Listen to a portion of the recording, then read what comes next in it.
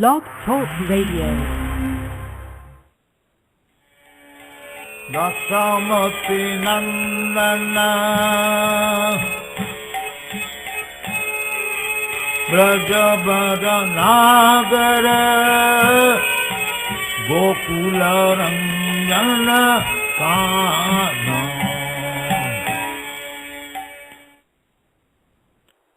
Greetings. Welcome to the Vedic Perspective. I'm your host, Ralph Lorino.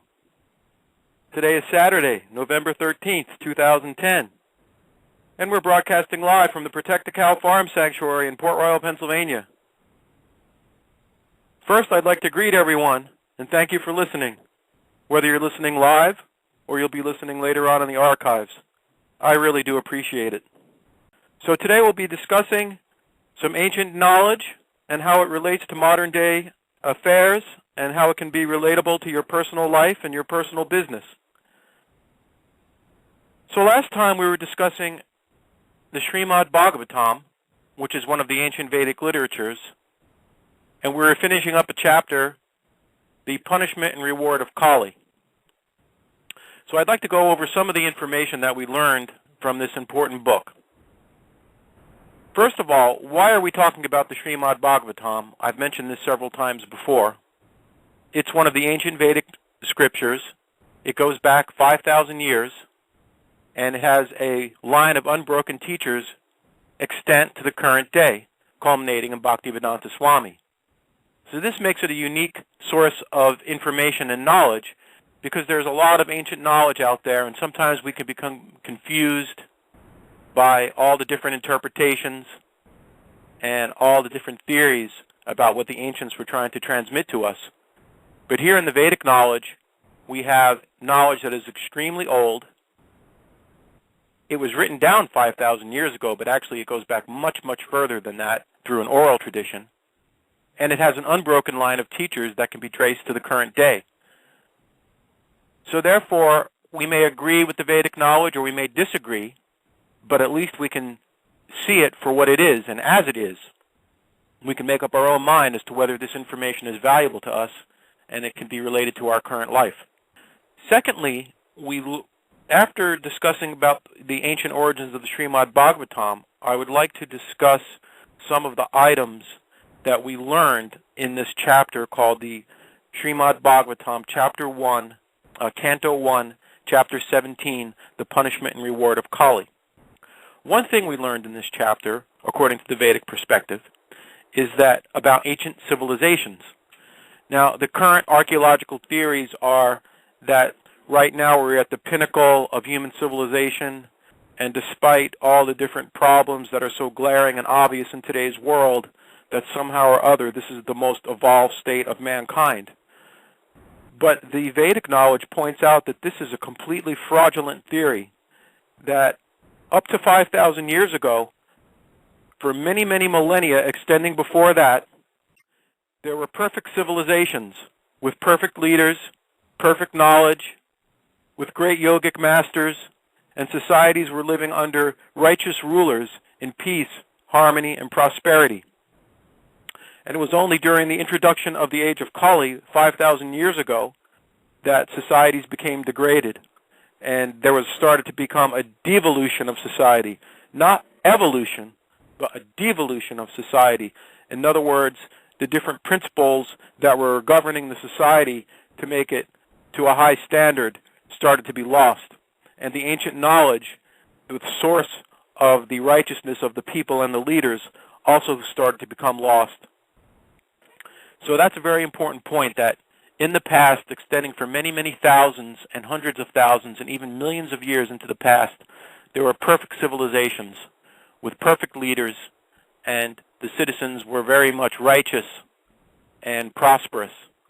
So this is something that needs to be reiterated, that the current theories about archaeology and sociology are completely false and bogus.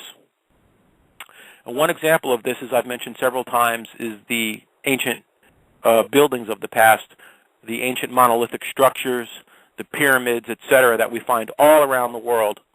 And it's very obvious that the societies in the past were communicating with one another. This is another feature of the ancient societies. Through yogic powers, they were able to speak with one another.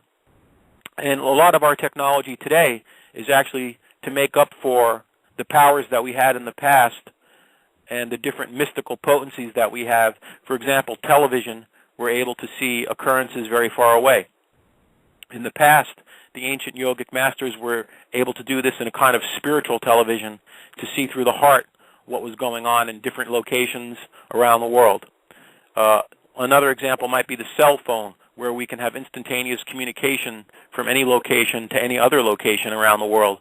Again, this is to make up for some of the powers that we had in the past, yogic powers, whereby people would be able to communicate over vast distances and relate to each other what was going on in particular locations, what was the scene like, what was going on. So there was communication in the past between all the different civilizations. This is why we find so many items in common among the ancient civilizations. The next thing we discussed were the Yuga Cycles, that over time there are 4 cycles or seasons of time: a golden age, a silver age, a bronze age, and an iron age. And this cycle, one cycle of time, extends over 4,300,000 years. The first part of the cycle is the golden age, or what is called in the Vedas the Trachea Yuga. In that age, the people are very upstanding, righteous. There's all kinds of pious activities going on. There's no want or poverty. There's no kind of crime. Everyone is on a progressive spiritual path of liberation. Then we come to the Silver Age next, which is called the Trachea Yuga. And during this time, there's a percentage of qualities that are degraded. It's only a small percentage, but it's noticeable that more anxieties come into the society. There's a bit of corruption, but these things are very, very minor in comparison to what we have nowadays. Then thirdly, we come to the Dwapara Yuga. The Dwapara Yuga ended 5,000 years ago, and again, during this time, there are more signs, conspicuous signs of the devolution and the degradation of mankind. And then finally, we come to the Kali Yuga, which started 5,000 years ago, which is the age that we currently reside in, which will go on for another 427,000 years until the Satya Yuga starts again. These Yuga cycles, as one thing we learned from the Vedic perspective, they go in cycles just like the 4 seasons: spring, summer, fall, and winter.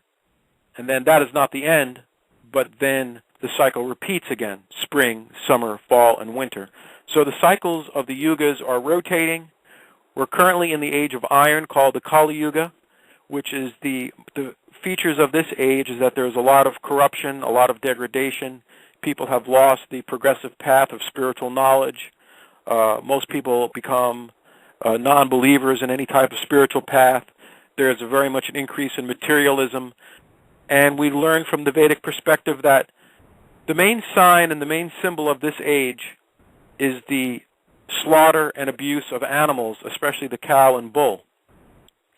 This is because at the beginning of the age of Kali, the righteous king of that time, who was ruling over the entire earth in one righteous society, was called Maharaj Parikshit.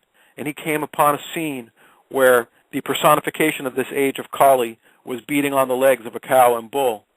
And that was the main body of the text that we were discussing last week. Now, the reasons that the cow and the bull are so important is because the cow supplies human society with milk. And we need milk for the finer brain tissues of our mind and our brain so that we can assimilate the finer points of spiritual knowledge. Milk is actually a type of miracle food.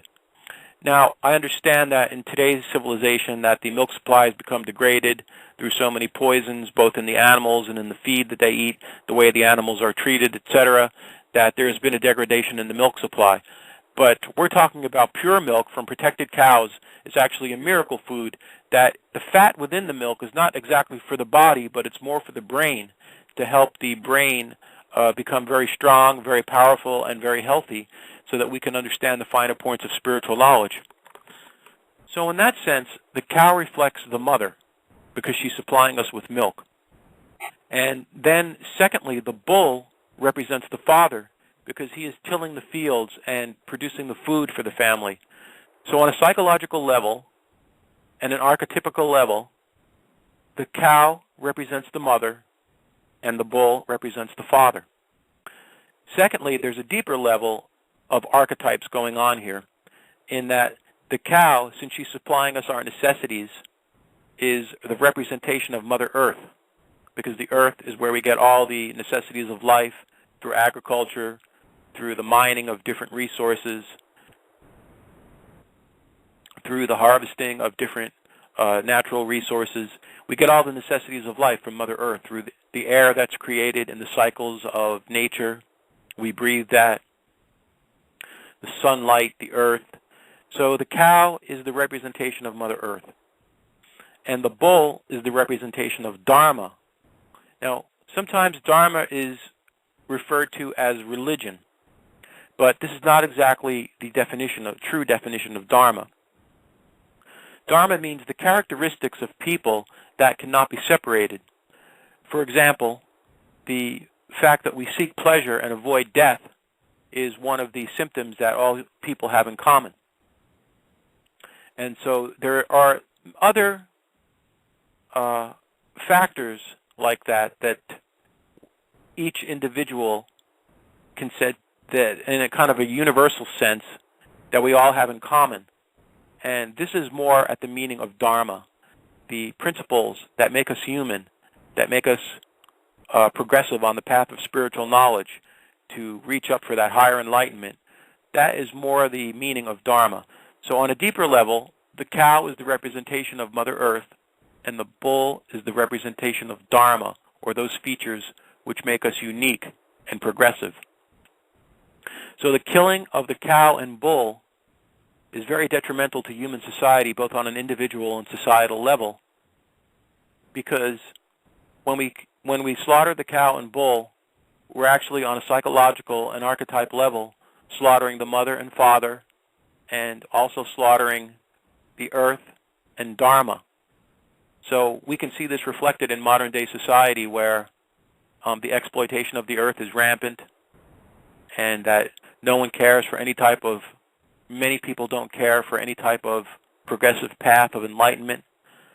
So this is the main sign and symbol of this age, is the slaughter of the cow and bull. And it's not a secondary issue or an issue that can be addressed later on, that it's a very important issue. And without protecting the cow and bull, that there can be no happiness in human society, and things will be further degraded.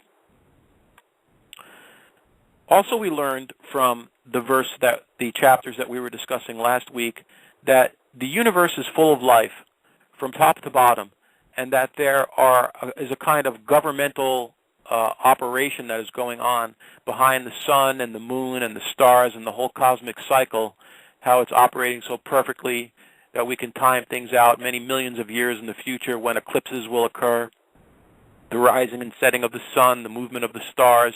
These things are going on like clockwork. One example in the material world may be we may come to a stoplight, and the stoplight is just a material item. It's kind of an impersonal item, but we can understand that behind the stoplight, there's a whole government behind that. There are people that decide where to put the stoplight, and its location, the timing, and the traffic patterns.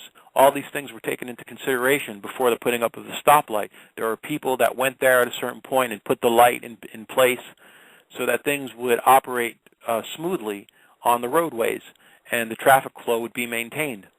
So even though we may see the stoplight as some impersonalistic material item, still we can understand that there is a whole structure of personalities behind that in the planning and execution of putting the stoplight there.